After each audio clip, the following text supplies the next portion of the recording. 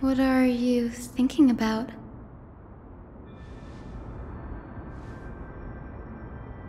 Is that so? You don't look the slightest bit amazed, though. Plus, you seem to be strangely familiar with the city around the Great Tree. Events of the past, huh? I was also a child when I looked up at Circe's. Their leaves and branches reflected the sparkling stars, and their trunk was like a pillar that supported the sky and ground. I stood at this very spot back then, imagining the day when I could climb to the top of this tree, because I would be the closest I can be to the sky at that spot.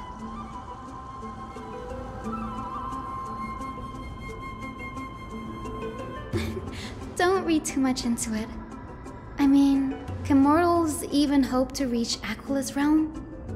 They're a strict and draconian god, nothing like Circe's. Reason is willing to share what is theirs with others, but Sky only expects people to revere them. You get what I'm saying, right, Denny?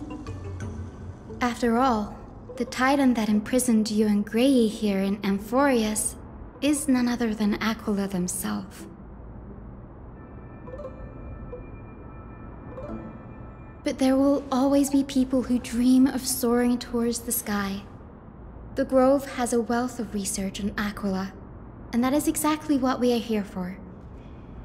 It's just, I never thought Grey would meet with something like that before we set off.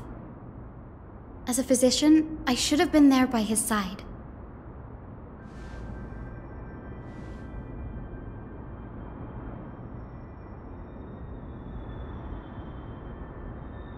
Yeah, there's no rest for the weary, huh? In any case, what we're looking for could be anywhere in this enormous grove. Let's split up to cover more ground. Danny, with your skills, I'm sure those monsters born of the Black Tide will pose no threat to you anyway. Have you forgotten that you're talking to the chief physician of the Twilight Courtyard? Have more faith in me. I'll be just fine.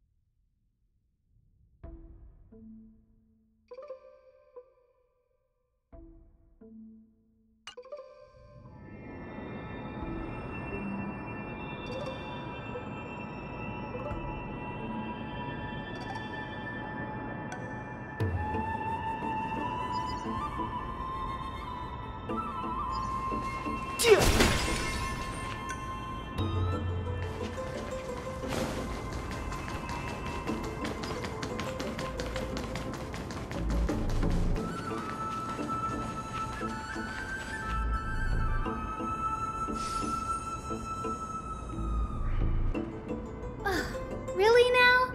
This is way more trouble than I could have asked for. Or you could sit back and watch.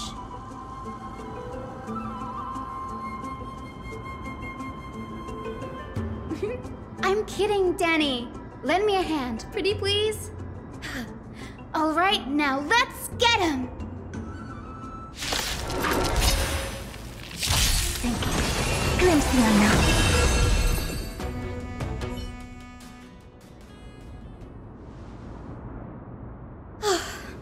The Black Tide is remarkably quick to detect the light of Amphorius. So or rather, the blessings of the Sky Priest in me, might have unknowingly called them to me. Anyway, never mind that for now. Here, you might want to have a look at this. I found it around here and thought it might be of interest to you.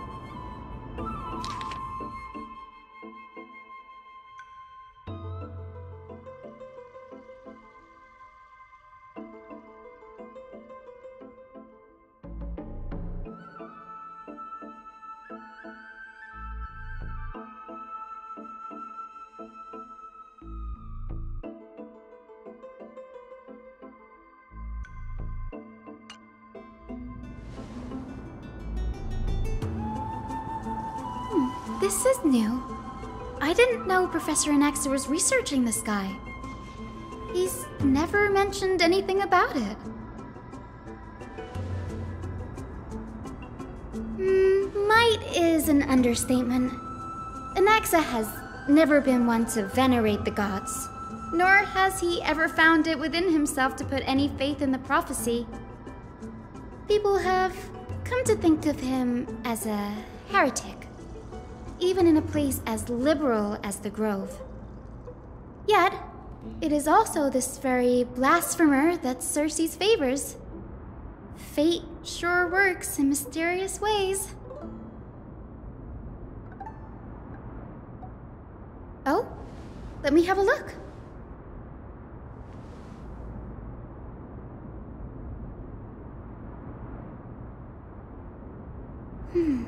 By the looks of them, these scrolls are records of two conversations that took place in the same setting, one after the other. Sure, go ahead. The Grove of Epiphany is home to 7 schools of thought. While all 7 schools are founded on the ideologies of Thalesis, the first scholar, each is unique in its own way. Among them, the Venerationists revere and worship the Titans the most. As the sage of the Venerationists, Euthyphro has always been at loggerheads with Anaxa. If we were to place the 7 sages on the scales of Talanton, Anaxa and Euthyphro would be placed on opposite sides to achieve balance.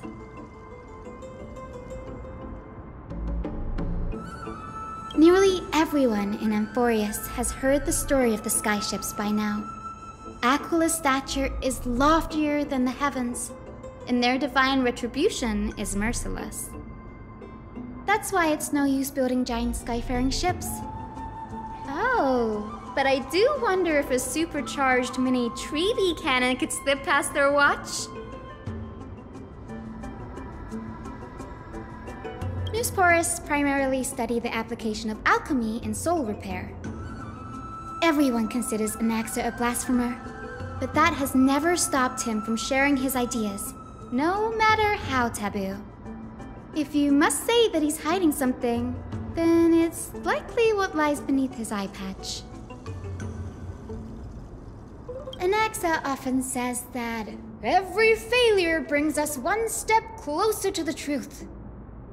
Perhaps, to him, the crash of the skyship carries a different interpretation. The firmament is not impenetrable. On the contrary, it was precisely because the skyship represented the first step toward breaking free from the shackles of the earth that it provoked the wrath of the Sky Titan and brought divine punishment upon itself. It's a shame that the majority of the Grove's research on Aquila was headed by the Venerationists, with sacrificial rituals making up a predominant part of their findings. Discourse about more esoteric subject matters in relation to Aquila dwindled even further after the skyship incident. So much so that even this scroll is completely new to me.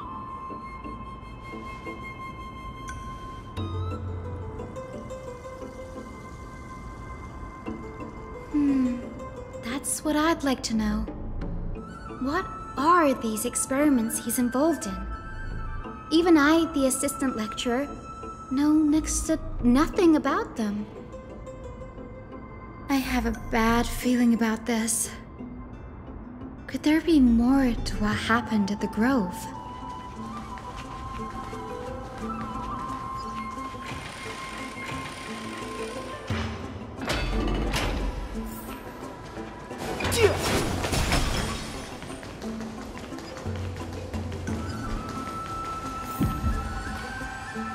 This is the Library of Philia, a place where the Grove stores its collection of tomes. Other than books written by the 7 schools, you can also find philosophical texts, ballads, and religious writings from the Outlands here. Cities that desire to learn from the Grove were apparently expected to contribute knowledge of equal value to what they saw. We've had more than our fair share of hilarious episodes over the years. For instance, it's said that the Erythrocheramists once borrowed a manuscript from a certain author, but ended up returning a copy instead of the original. What's more, the original manuscript was supposedly then hidden here. Nice? No need to hold yourself back, Danny. You can just tell it like it is. Their behavior was no different from bandits. Whew, you've got me there. Some said you couldn't even find a dictionary in Castrum Kremnos, so I guess they were spared. There are too many books in the Library of Philia. Flipping through them all will take too long. Why don't we use the Biblioslate to search for the texts we need? We can bring them back to Akama for reading after that.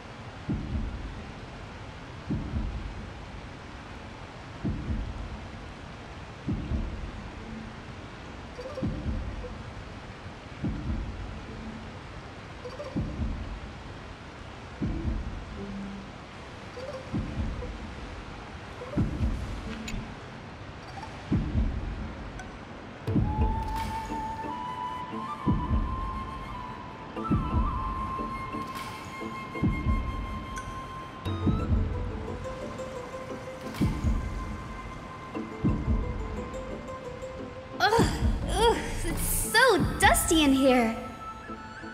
Whoa. Are these all complaints about him? I can already see what they must have written. Anaxa has no respect for the gods. His very existence undermines order in our society. They're probably all things like that. Why else would they call him the great performer? When Anaxa established his school of thought, the first thing he apparently did was read his own work to everyone. Are the Titans truly an accurate reflection of what humans think gods should be? Worlds created by gods are indubitably perfect, but what of Amphorius?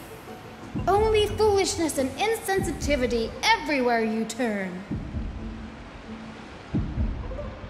They marched him straight to the seat of judgment before he could finish. Though what he took on in the end was more of a debate than an actual trial.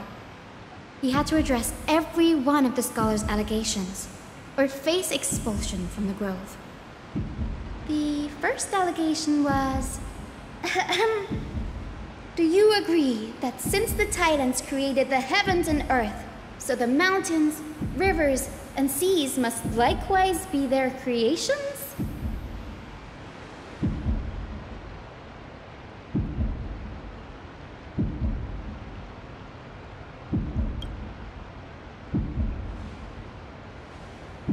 Anaxa would have probably been spared a lot of trouble if he had answered this way. Instead, he quoted past instances of the flame-chased journey and posited that humans have the potential to take over the divinity of Titans. Needless to say, his critics didn't take kindly to his answer, so they followed up with a second allegation. You claim to be studying souls, yet you are, in fact, defiling them and committing acts condemned by the gods. Do you admit it?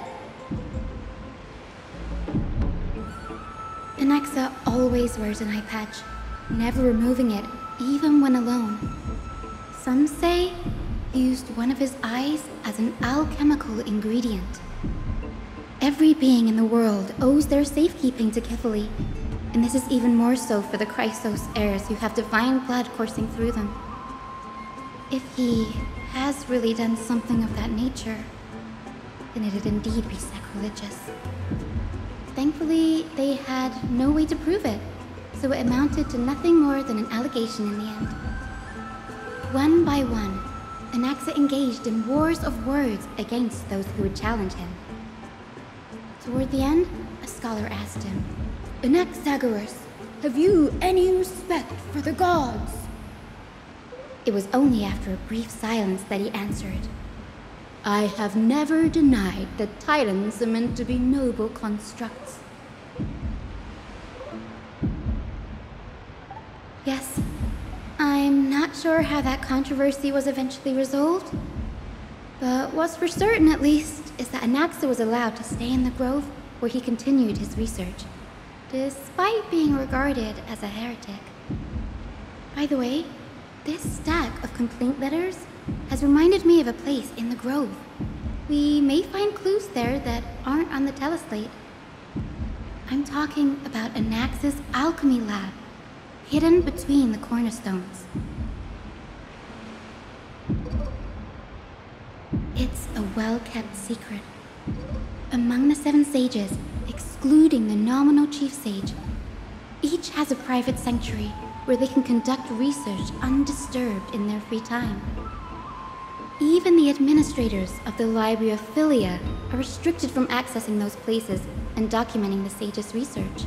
But with the grove in this state, I'm sure Anaxa won't be mad even if we sneak into the lab for a short while, right?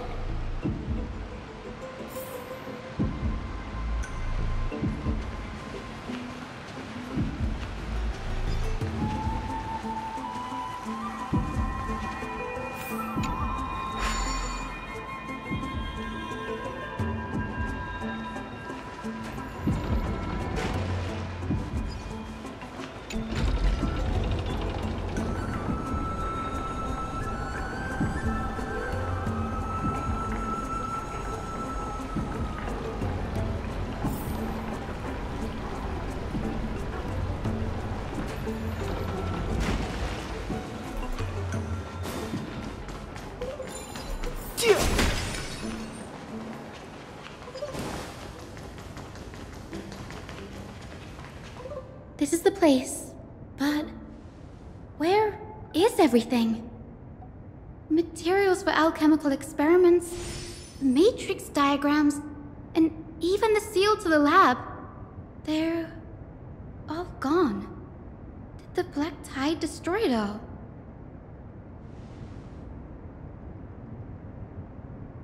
No, not even close.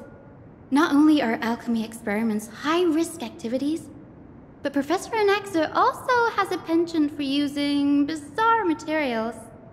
Students often saw him walk in looking right as rain, but come out covered in soot with his hair singed. Naturally, no one dared to come near this place. Huh? That bookshelf over there seems to be the only thing still intact.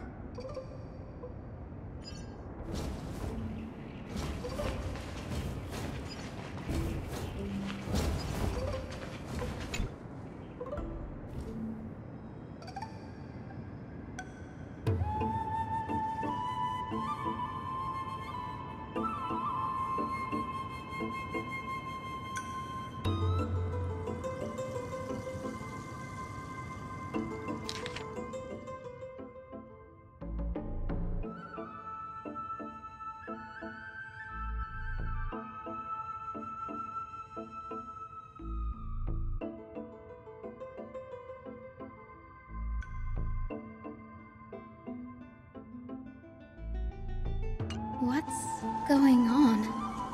Anaxa is conducting research on our friends in Alchema and... me?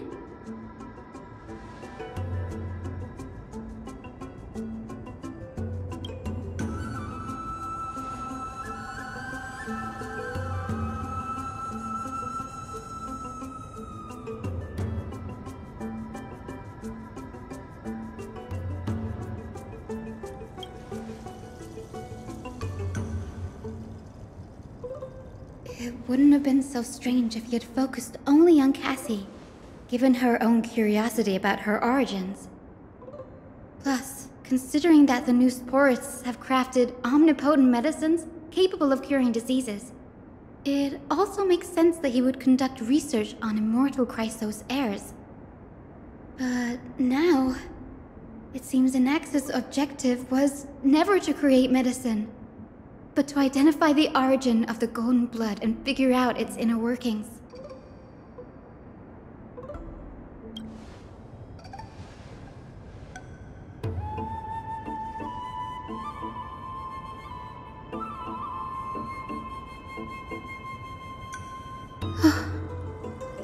Danny, look at this. I have a bad feeling about this.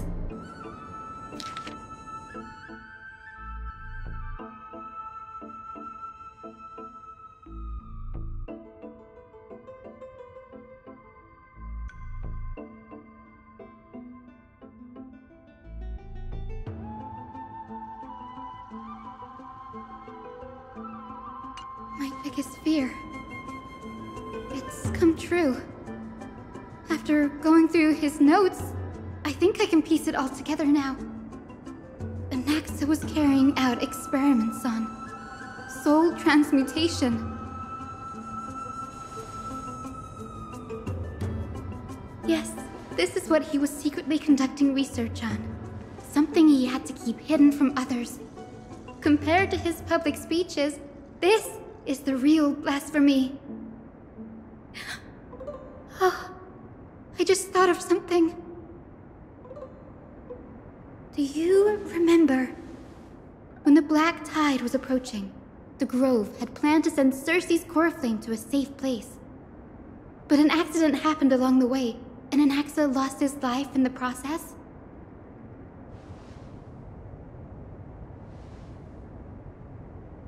That's right.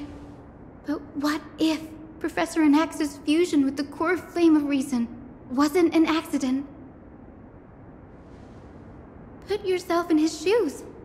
Knowing that the black tide was closing in and your time was running out, what would you have done?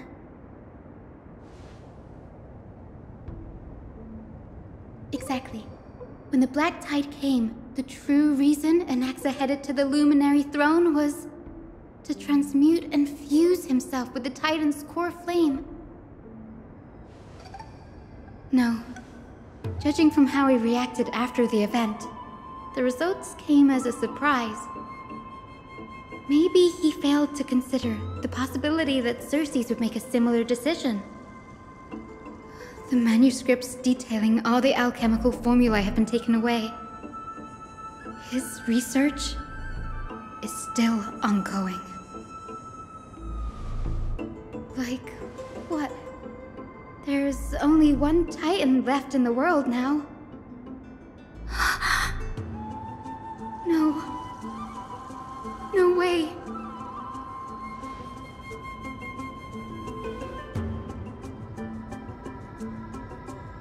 He's after Kefali.